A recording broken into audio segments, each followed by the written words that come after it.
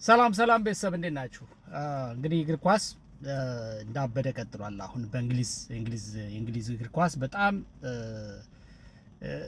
ከሳምንት ሳምንት እያጓጓን ይበልጥ ደግሞ በትኩረት እንድንመለከተው እያደረገን ነው እየቀጠለ ያለው።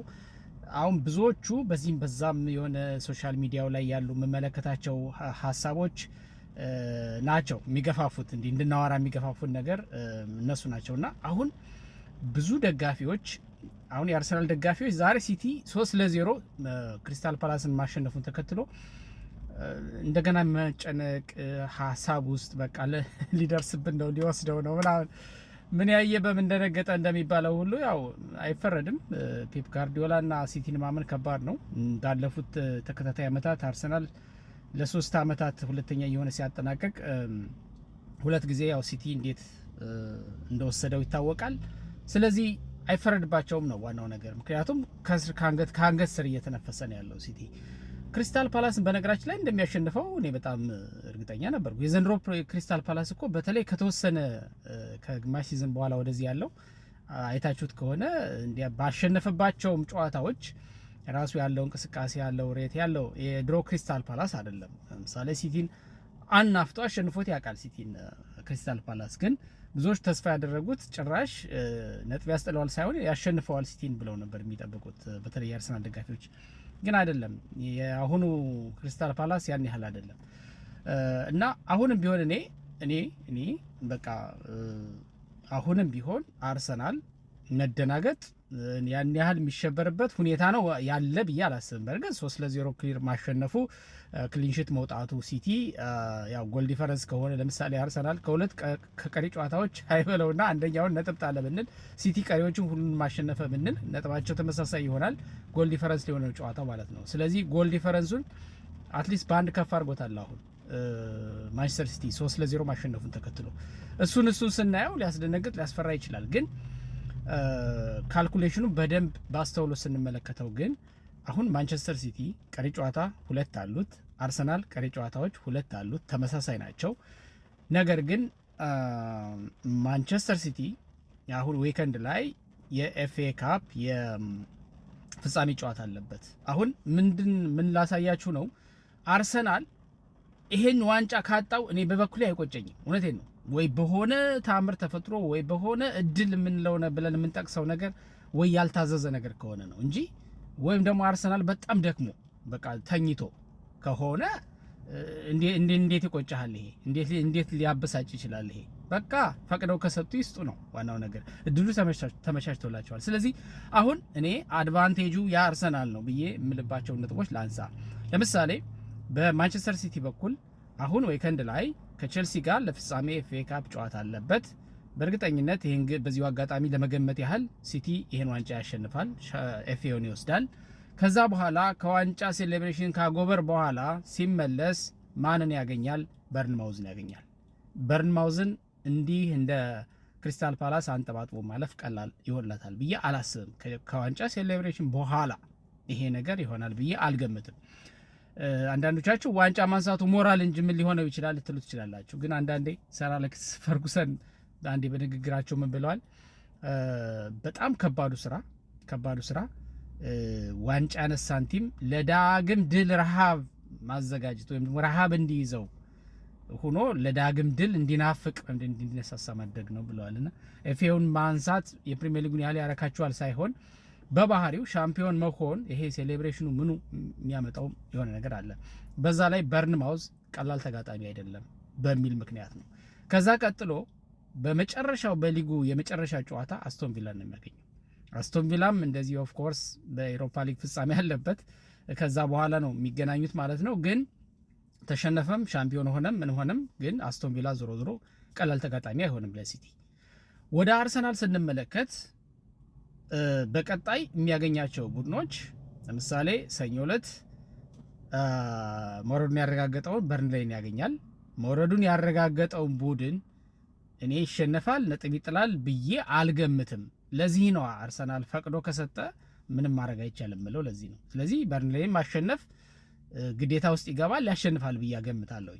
ከዛ ቀጥሎ በሊጉ መጨረሻ ላይ ዛሬ ማንቸስተር ሲቲ አንጠባጥቦት በጣም በልጦት ቀልዶ ያሸነፈው ክሪስታል ፓላስን እንደሚያገኘው። ስለዚህ ክሪስታል ፓላስም ለአርሰናል ያን ያህል ነጥብ ያስጥለዋል ወይም ደግሞ ያሸንፈዋል የሚል ስጋት የለኝም። ስለዚህ ከነዚህ ነጥቦች ተነስቼ በቀጣይ አርሰናል የሲቲን መሸነፍም ነጥብ መጣልም ስንት አገባ ስንት አስቆጠረ ምናምን የሚለውን ትቶ 2 ነጥብ ዲፈረንሷን ጠብቆ እስከ ሊጉ መጨረሻ እነዚህ ቀሪ 2 ጨዋታዎችን በታላቅ ኮሚትመንት የሚቆጥበው ነገር ሳይኖረው እሱም የአውሮፓ ሻምፒዮንስ ሊግ ፍጻሜ ያለበት አይደል፣ ግን ለምንም ነገር አቅሙን ሳይቆጥብ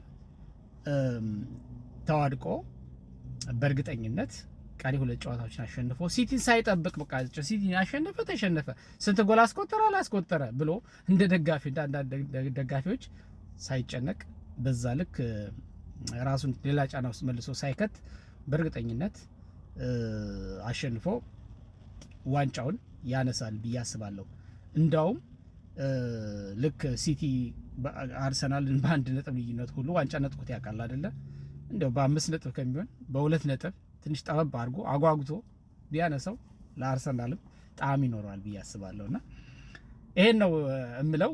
ብዙ የአርሰናል ደጋፊዎች ያው በውስጥም ስላወራችሁኝ ነው አንዳንዶቻችሁ ያው ጭንቀታችሁን ስጋታችሁን መጣ እኮ ይሄን ጋርዲዮላና ሲቲን ማመን እኮ በጣም ከባድ ነው ምናምን እግዚአብሔር ይሁነን እንጂ እግዚአብሔር ያውጣን እንጂ ምንም በጸሎት አይደለም። አሁን አርሰናል በብቃቱ ነው በርንሌይና ክሪስታል ፓላስን በቀጣይ አሳምኖ አሸንፎ እንደው 1-0 ይሁን 2-1 ይሁን ምንም ይሁን አሳምኖ አሸንፎ 6 ነጥብ ሰብስቦ ይችን የ2 ነጥብ ዲፈረንስ አስጠብቆ ሻምፒዮን መሆን ካልቻለ እኔ በግሌ ምንም አይነት ጸጸት አይኖረኝ።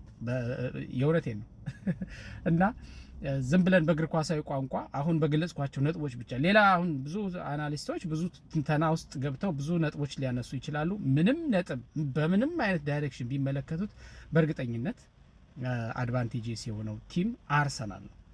አርሰናል ሁለት በጣም ወሳኝ ምዕራፎች ነበሩ። የመጀመሪያው ምዕራፍ ማንቸስተር ሲቲ በኤቨርተን ነጥብ የጣለበት በጣም ወሳኝ። ሁለተኛውና በጣም ወሳኙ ለአርሰናል ደግሞ አቀበት ተራራ የነበረው ደግሞ ላለመውረድ የሚዋደቀው በለንደን ስቴዲየም በሜዳው በደጋፊ ፊት የነበረው የዌስትሃም ጨዋታ። ከዛ ጨዋታ 3 ነጥብ ይዞ መውጣት እና 1 ንጹህ ጎል ይዞ መውጣት በጣም ጣፋጭ ነበር ከምንም በላይ ማለት ነው። በቃ ምንም በቃ ይሄ ፖቴንሻሊ ፕራይስለስ ብሎ እንደገለጸው ኮሜንታተሩ ፖቴንሻሊ ፕራይስለስ በቃ። ስለዚህ ፕራይስለስ የሆነው ውጤት ያ ነበረ እንጂ ከዚህ በኋላ ተጋጣሚዎቹን ተሸንፎ ወይም ነጥብ ጥሎ በቀላሉ አርሰናል የሊጉን ዋንጫ ለሲቲ ያስረክባል የሚል እምነት የለኝም። የፈለገው ጋርዲዮላ በሰማይ ቢበር የፈለገው የጋርዲዮላ ልጆች ሲቲ እንደፈለገ ቢሆን እንደፈለገ ሆኖ ቀሪ ጨዋታዎች ሊያሸንፍ ይችላል። አሁን የአሁኑም ብቻ ሳይሆን የቀጣይ 2 ጨዋታዎችንም በብዙ የጎል ልዩነት ሊያሸንፍ ይችላል። በርንማውዝንም አስቶን ቪላን ምንም ሊያመጣ አይችልም። 2 ነጥብ ዲፈረንሱን ማስጠበቅ ብቻ ነው አርሰናል የሚጠበቅበት። ያን ደግሞ አርሰናል ካንዶስ በቃ እንደዛ ብዬ ነው የማስበውና ብዙ ስጋት ውስጥ የሚከተን ነገር ወይም ደግሞ የሚከታችሁ ነገር ያለ አይመስለኝም። የአርሰናል ደጋፊዎች ድል ለመድፉ ሰኞ ማን ነው በርንሌይን ይቀጠቅጣል። በቀጣይ ደግሞ ይሄ የሲዝኑ የፕሪሚየር ሊጉ መጨረሻ ጊዜ እሁድ ያ ሰንደይ ይመስለኛል በሙሉ ነው የሚደረገው። ሁሉም ጨዋታ በአንዴ ነው የሚደረገው። ምክንያቱም ተመሳሳይ ሰዓት ነው የሚደረገው።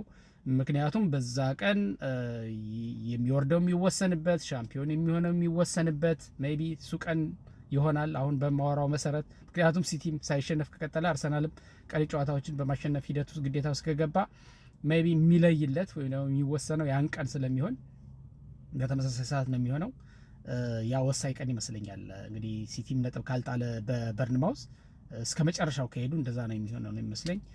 ስለዚህ በእንግሊዝ ፕሪሚየር ሊግ እንደዚህ አይነት ክስተቶች ብዙ አመት የተመለከትናቸው ናቸው። ለምሳሌ ማንቸስተር ዩናይትድ በአንድ ሜዳ፣ ማንቸስተር ሲቲ በአንድ ሜዳ ሆኖ በነ ማንቺኒ ዘመን በሲቲ ዋንጫ ሲያነሳ ያን ሞመንት ማንም በተለይ ማንቸስተር ዩናይትድ ደጋፊዎች አይረሱትም። ሮቤርቶ ማንቺኒ በዚህ በኩል በመጨረሻ ሰዓት አጉዌሮ ያችን ጎል አስቆጥሮ ሲቲ ሻምፒዮን የሆነበት ሜይቢ የማንቸስተርና የሲቲም የአርሰናልና የሲቲም እንደዛ የሚሆን ይመስለኛል። ያ ቀን በጣም በጉጉት የምንጠብቀው ነው የሚሆነው። ይመቻችሁ።